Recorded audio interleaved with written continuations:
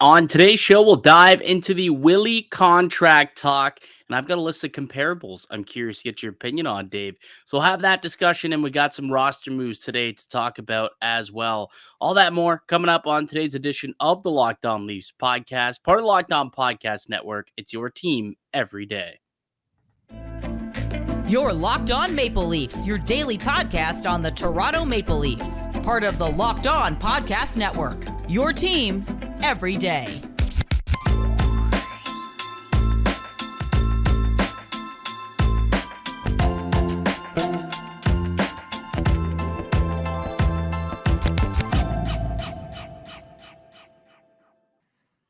Hello and welcome into the Locked On Leafs podcast, a daily Maple Leafs centered podcast hosted by myself, Mike DiStefano, and my co-host, Dave Morassutti. First and foremost, just want to thank our everydayers for joining us back here once again. If you're new to the podcast, thank you so much for giving us a shot. Just know that we do put out new daily content Monday through Friday. You can find us wherever you get your podcasts from and also up on YouTube as well. We'd greatly appreciate if you would, hit subscribe if you like the content, leave a like on the video, and leave us a comment down below. We're going to be chatting today about William Nylander's contract and, throw out a couple of comparables and see if they fit. Let us know in the comment section below your thoughts on William Nylander's contract situation and maybe a comparable that you think fits for his particular situation. This episode is brought to you by the FanDuel Sportsbook. It's the official sportsbook of the Locked On Network. Make every moment more. Right now, new customers can bet $5 and get $200 in bonus bets guaranteed. Visit FanDuel.com/LockedOn to get started. What's going on, Dave? Bit of a weird week in not just Leafland, because they don't play at all this week until Friday coming home from Sweden, but in the entire NHL, like no games on Tuesday and no games on Thursday, but we got jam-packed Wednesday, Friday slates. Yeah, I was reading somewhere, I think Jeff Merrick kind of explained part of the reasoning behind it. It was arena availabilities was a little scarce around the league, and also because of the holiday coming up with American Thanksgiving. Yeah, I guess the American teams request home dates because a lot of people are in the home cities at that point. Maybe family outings could be had. So a lot of the American cities like to host those games, and they were only available, I guess, on the Wednesdays and the Fridays because, well, no one's going to a hockey game on Thursday in the States because that's Turkey Day, and that's a day of football. We all know that, Dave. We all know that. Although there's a Black Friday football game this year too, so they're having football 5 days this week. It's insane. Or 4 days. Yeah, the NFL is just basically saying, we're not Sunday anymore. We're also not Monday anymore. We're also Thursday. We're Friday. And eventually we're going to be Saturday too. Probably. Well, they are in the playoffs. Come playoff time, they do take up the Saturday games, right? Like they usually even around Christmas time, or that's usually they always have a game on the Saturday. And yeah, the NFL knows we're just going to take any day, and good luck to everybody else. Yeah, so the NHL working around that schedule, so no games on Tuesday and Thursday, and the Leafs don't play anyways until Friday as they get back from Sweden. They've landed, so they're back in the city at least. It was a scheduled off day on Tuesday, so nothing on ice to report new from Leafland, but there were a couple of roster transactions that were made today. We'll chat about that in a little bit, but I want to get into the discussion, Dave, about William Nylander and the contract situation because, the way that this guy's playing right now, I think most people are looking at the contract and saying, well, he's got a much better argument to be making 10 plus million, maybe even more than that today than he did earlier this summer. Where are you at when it comes to what you think William Nylander is worth right now if they were to try and hammer out an extension? What I think he's worth now? Well, he's worth more than the people are saying he shouldn't get over 8. That's out the window. Who was saying this? There were people saying he shouldn't get more than 8, in that 8.5 range. There were people going 8.5 for Willie. I remember seeing it. Non-credible people, whoever was saying that. But so then 9 million, people were like, don't think he should get more than 9 million. That's out of the window. Out the window now. Even people who think that Nylander didn't deserve double digits are now saying, yeah, this guy's probably going to get double digits. Do you think there's still a way that the Leafs could get it done where he doesn't make double digits, like where it's less than 10 million? The only way I can see it personally is if they give him the full 8 years. Interesting. So you think if they go full term, then he'll have to bite a little bit on the salary? Yeah, like that, like a lot of other players on other teams have. We'll give you the full 8 years, but we're not maximizing the salary, right? Like to me, if the Leafs are trying to get him on that shorter term, he shouldn't accept less than 10 million. No, right? No. I mean, he's got a pretty good grasp on things right now, and he's got a lot of the advantage when it comes to making negotiations here. He's going to be 28 when he signs this extension. So we'll say that he'll be 28 years old when he signs an extension. So if he signs an 8-year deal, it'll end and he'll be 36 years old. So you're taking him all the way through his early and mid 30s, all the way till he's 36 years old. Do you want Willie to sign an 8-year deal? Like, would that be worth it for Toronto? Well, and that's the thing, right? It's all about the window. He's 27 right now, so you would get him 35. Well, he'll be 28 when he signs the deal. Yeah, so he'll be 36 when that deal is up. Yeah, those are the deals you have to be very careful with. Like they almost were doing that with Austin Matthews too, right? Next time he goes up for a deal, he's going to be 30. You have to be that team's getting in trouble with. Yep, we got him for 8 years. We got that guaranteed number, but look at the age. Players, they do tail off later in their careers. I mean, Willie has always been in good shape. Never really has those issues of like his skating is so good. So he has those skills where you're not worried about age being a factor in that area. But Willie's game, I feel Willie's game can translate later into a career, and exactly. I think he could sustain a long-term success into his 30s where it's not going to fall off like we see happen to a lot of guys like right when they hit 30. Yeah, I personally have always had issues with the 8-year terms because things change, situations change. How many teams sign 8-year deals? And for the first couple of years they work out, and then you get to the 5-6 year mark and you're just like, man, we really wish we can make some moves here, and that contract doesn't really help us in that regard. Again, star players, it's a little harder to make that argument, but there have been a lot of cases where 8-year deals are thrown out, and it's like, maybe we shouldn't have jumped to sign that 8-year deal. I'm not big on the 8-year deals for that reason. I think, you take away some of that flexibility down the road to do things if you feel like you have to now pull shoot and make changes to your organization, but then you got these contracts tied down to, that makes it tough. Okay, so let me throw out some potential comparables at you, and you let me know if any of these make sense for Willie, or if you don't think that this makes sense in terms of from a negotiating standpoint. First and foremost, I'm not sure if you saw Pierre LeBrun's article this week, where apparently a rival executive believes that he's worth north of 11 million right now, and I believe I also heard Craig Button on TSN coming out and saying that could be the case, but to me that sounds like that's not a good comparable. And I think it was Craig Button was saying that David Pastrnak was kind of the comparable for William Nylander right now, right? He's the guy who went into the final year of his deal, had a career season, and ends up signing a big deal, a long-term ticket, 8 years, 11.25 million, which was 13.64% of the cap. Do you think David Pastrnak is a right comparable, or is that maybe just a little bit of a stretch? That's a stretch. Look, I understand that this year Willie is playing at he's matching David Pasternak's production, but that's just this year. David Pastrnak has been doing this pretty much almost since he's been drafted, right? Yeah.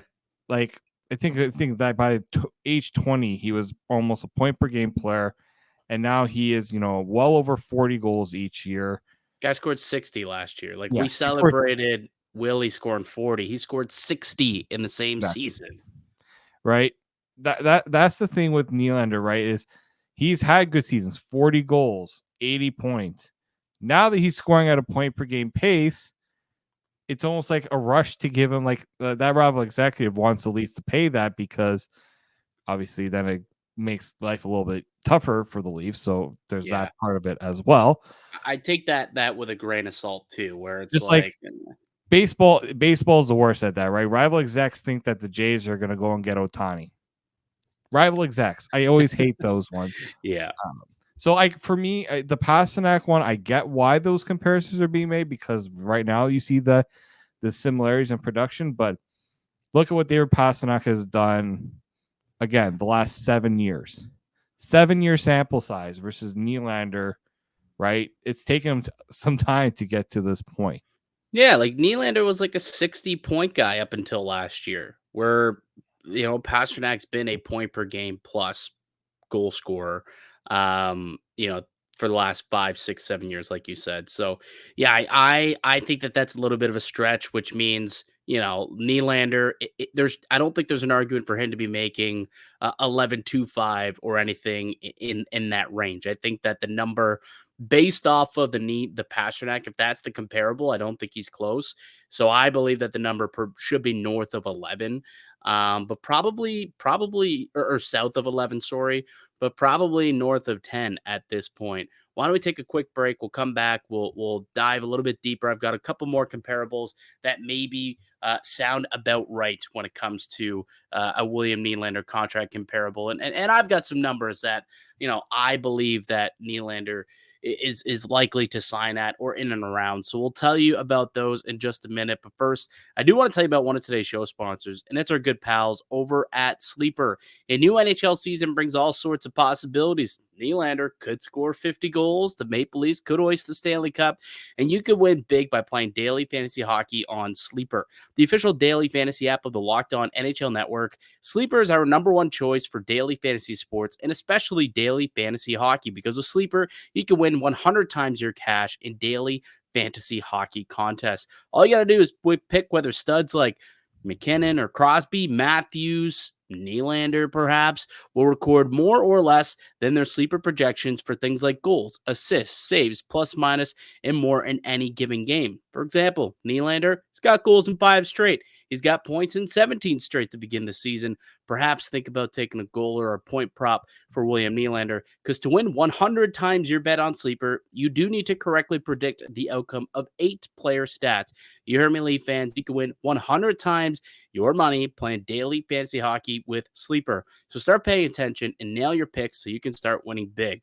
Use promo code LOCKEDONNHL and you'll get up to a $100 match on your first deposit. Terms and conditions apply. That's code LOCKEDONNHL. See Sleeper's terms of use for details and locational availability. Today's show is also brought to you by FanDuel. Score early this NFL season with FanDuel. It's America's #1 sportsbook. Right now, new customers get $150 in bonus bets with any winning $5 moneyline bet. That's $150 if your team wins. If you've been thinking about joining FanDuel, there's no better time to get in on the action. The app is so easy to use, where there's a wide range of betting options from spreads to player props, over-unders, and more. So visit FanDuel.com/lockedon and kick off the NFL and the NHL season. FanDuel, it's the official partner of the Locked On Network. Welcome back into the Locked On Leafs podcast. It's Mike DiStefano and Dave Morassutti. We're your hosts here at Locked On Leafs, a daily Maple Leaf-centric podcast, which you can find wherever you find your pods at, also up on YouTube. We're having a discussion about William Nylander and what his next contract could potentially look like. We're both in agreement that north of 11 seems unlikely and that the number will probably come in somewhere in the 10s. I think, I don't want to put words in your mouth, Dave, but that's how I feel. And I think you have the same feeling as you nod your head for the audio listeners. Here's a couple of numbers that I think maybe make a little bit more sense, more comparables. And not like this comparable is going to be scary, Dave, because of what has happened since signing the contract, obviously. But I look at Johnny Gaudreau and also Huberdeau. Like, I look at those two players as guys who came off career years, Gaudreau had a 40-goal season, 115 points. Huberdeau, when he signed his deal, came off a 115-point MVP-esque season when they were in Calgary. Now, clearly, it didn't work out for either of them after signing these deals. Gaudreau went off to Columbus, and he hasn't been playing well. And we all know what happened to Huberdeau last year, and hasn't really worked out so far this year yet either. But both of those guys signing for Gaudreau at $9.5 million to go to Columbus, but Huberdeau signing at $10.5 million to go to the Calgary Flames. I believe 10.5 is probably the comparable that we're looking at here right now. If you are the Maple Leafs and Nylander, like, I think this is where we settle. Like, I think Nylander is probably looking at the Pasternak number saying, hey, this is what we want. And you've probably got the Leafs looking at Gaudreau's number saying, hey, this is a guy who scored 40 goals, 115 points. He signed for 9.5 2 years ago. So what do you mean he wants 11 million? Ultimately, I think they meet somewhere in the middle around Huberdeau's number at 10.5, which is about 12.73% of the cap at the time of signing that deal. If you are Toronto, you sign him at $10.5 million. That's at 12% of the cap. I think that's roughly what we will see happen, and what I think is a fair deal for probably more of a fair deal for Willie, I'll be honest. But to get it done, I think the Leafs may be willing to go as high as 10.5, but no more. I would prefer, like you said, maybe 8 times 10, right? Maybe an 8 times 10. But if you want to, only get 5 or 6 year deal, you might have to go up to 10.5. Yeah, I mean that's the thing, right? It's the term is the big one, right? Gaudreau didn't get he couldn't get the full years because he was a free agent. That's 7. Yeah, so Huberdeau got 8.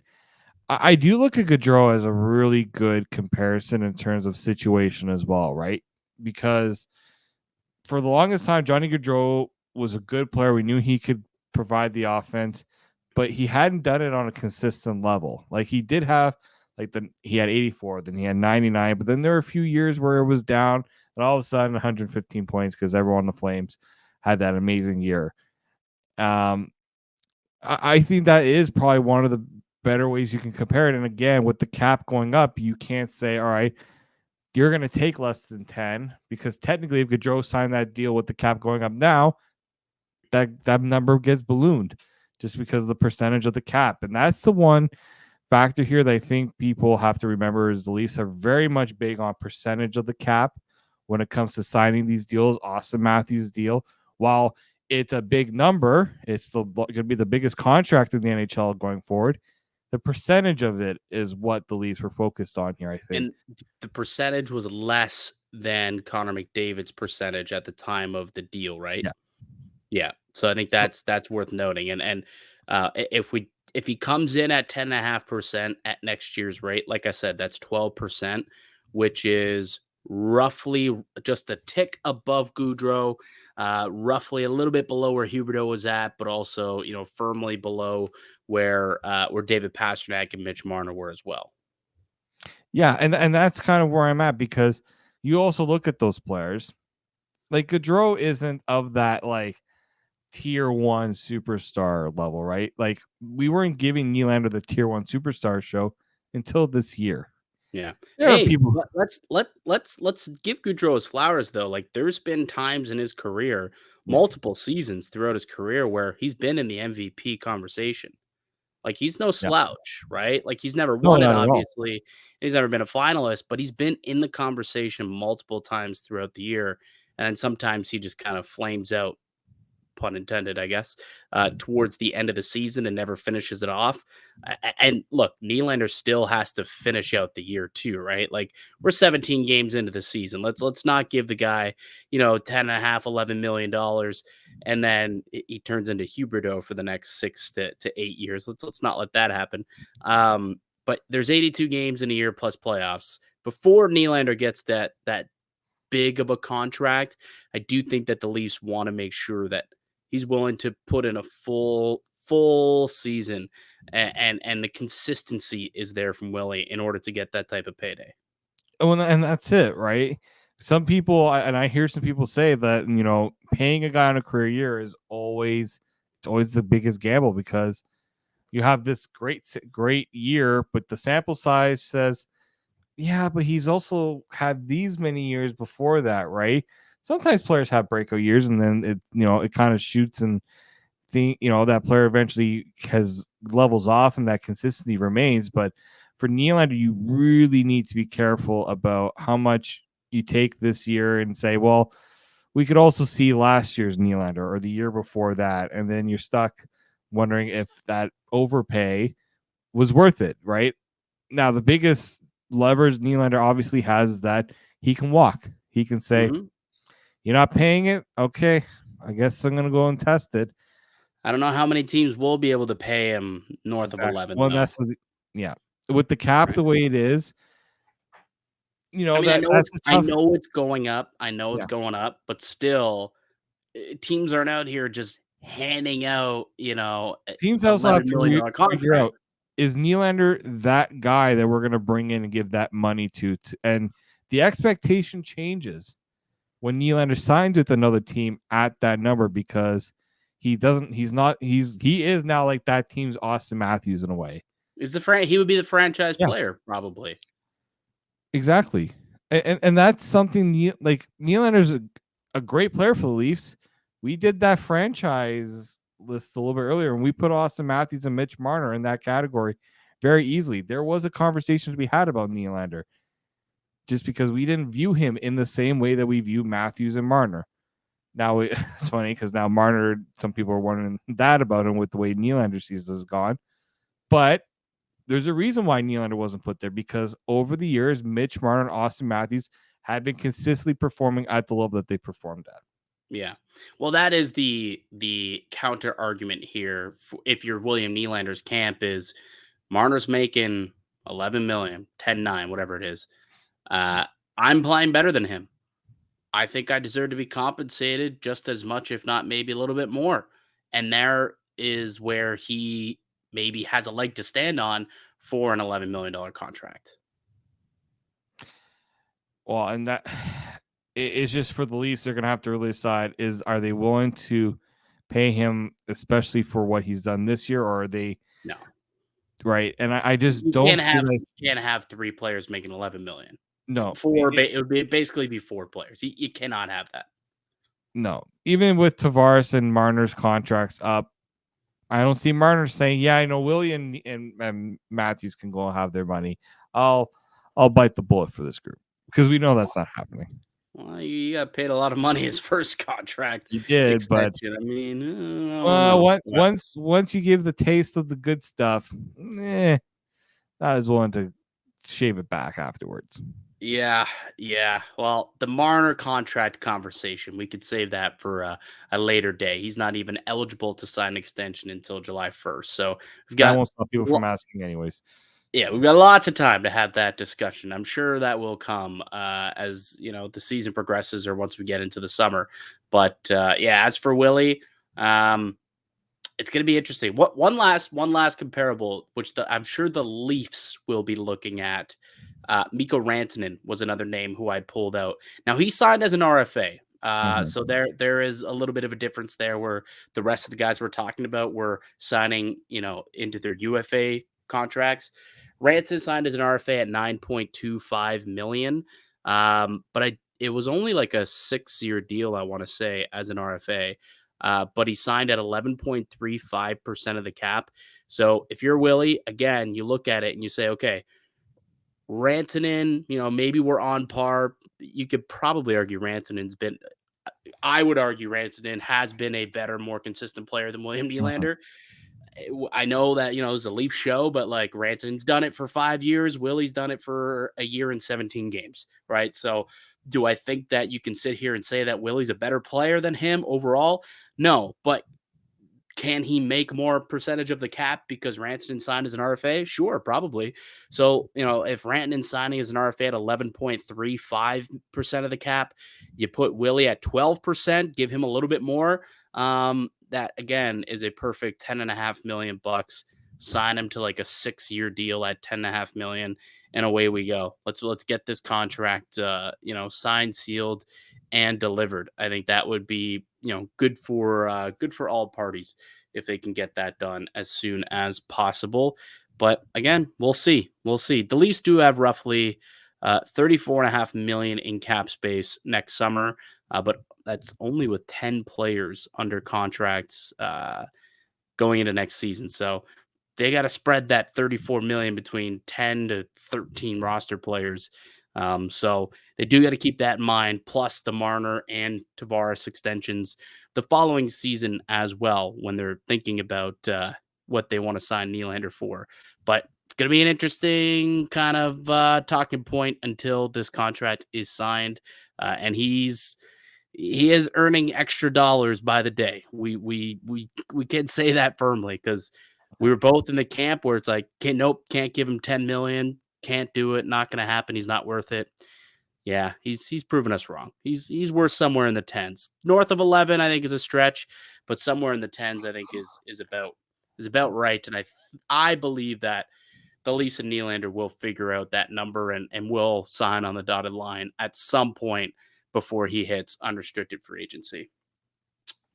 All right, let's take another break. Let's come back. Let's get into some Leafs news and notes. Again, there was no practice today as they had just gotten back from Sweden, but there were a couple of roster moves which could be hinting at a couple of things. So we will get back in just a moment. But first, Dave, how about a word from a show sponsor? Yep. Today's show is sponsored by BetterHelp. This time of year can be a lot, and it's natural to feel some sadness or anxiety about it, but adding something new and positive to your life can counteract some of those feelings. Therapy can be a bright spot amid all the stress and change. Something to look forward to make you feel grounded and give you the tools to manage everything going on. It can also empower you and just have so many other different benefits, even if you're not going through anxiety and all those issues. If you're starting to think about going to therapy, give BetterHelp a try. It's entirely online, designed to be convenient, flexible, and suited to your schedule. Just fill out a brief questionnaire to get matched with a licensed therapist and switch therapists at any time for no additional charge.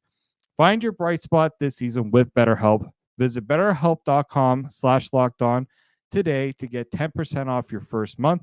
That's BetterHelp, HELP.com/lockedonnHL.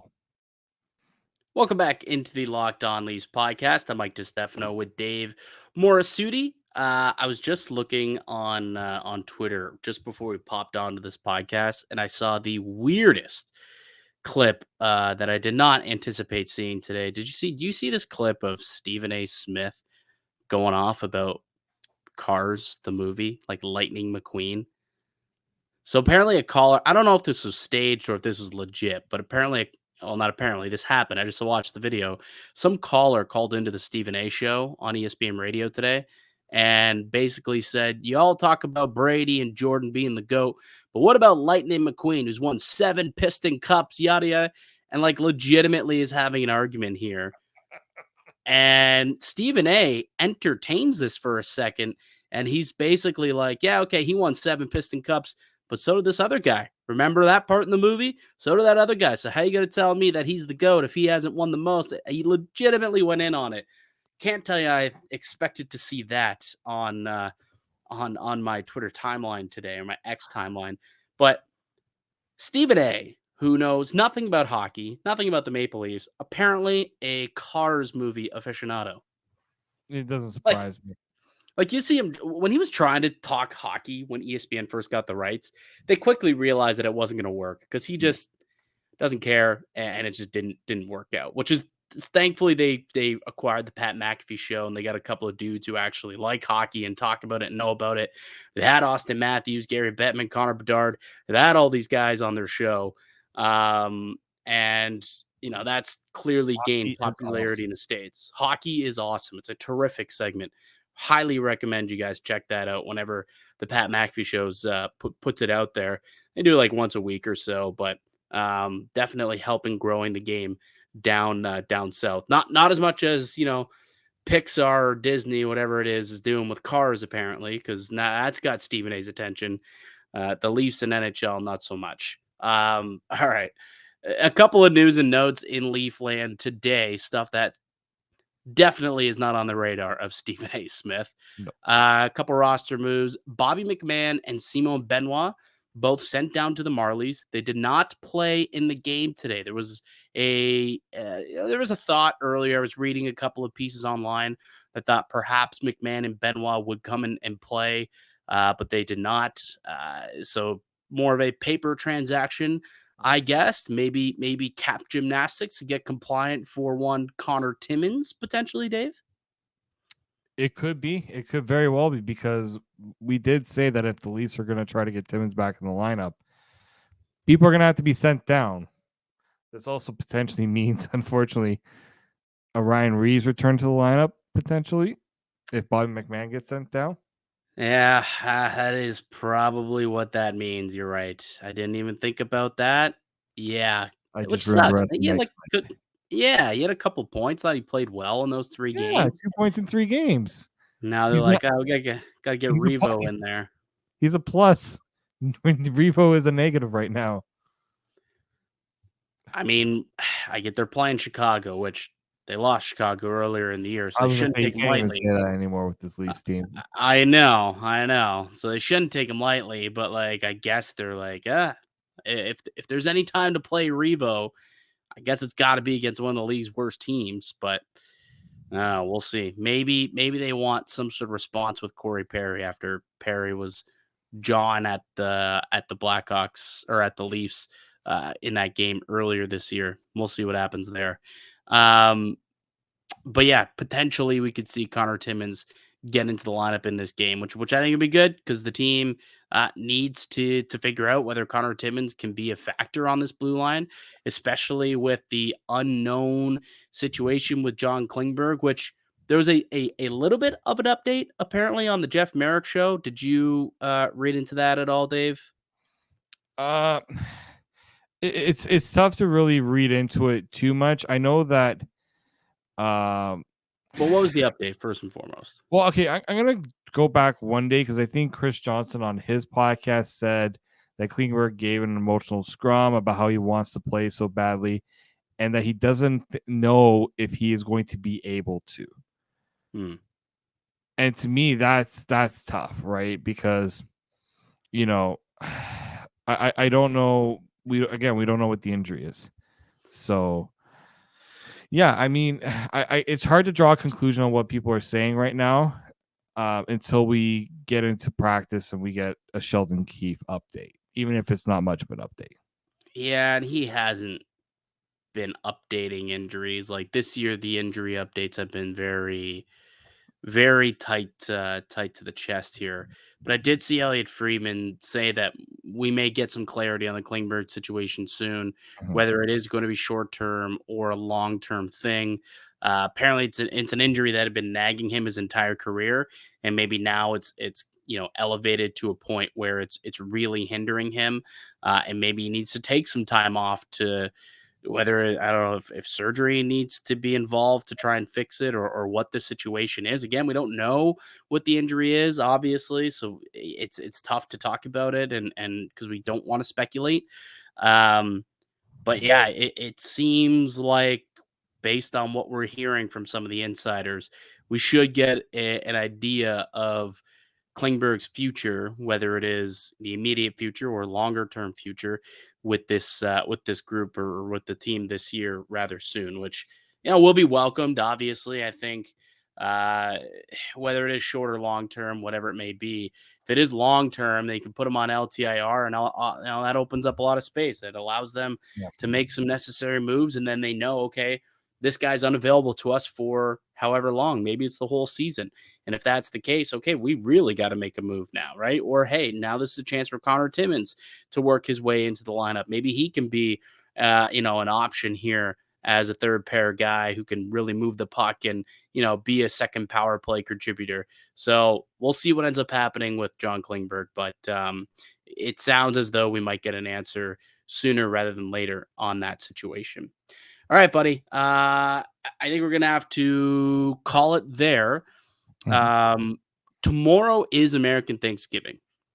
So tomorrow would be a perfect time for us to do this kind of division roundup type of thing at American Thanksgiving. Maybe we could look at the whole league perhaps and kind of go division by division, because this is kind of the big, the first big checkpoint of the year is American Thanksgiving, where things start to separate. You start to understand, who's the who in the NHL and who ain't it in the NHL. So I think tomorrow's podcast, we can get into that, maybe a whole broader view look at the league and do a little bit of roundup there at this juncture of the season. But that'll do it for us here today on the podcast. I'd like to thank you all for listening and supporting the show. You can subscribe to the Locked On Leafs podcast on all podcast platforms. Receive daily Leafs content. Follow myself on Twitter at Mickey_Canuck. Follow Dave at D_Morassutti, and follow the show at Locked On Leafs. If you're watching on YouTube, we'd ask that you please leave a like. Let us know down below as well your thoughts on the William Nylander contract situation. We'd love to hear your voice in the comments section.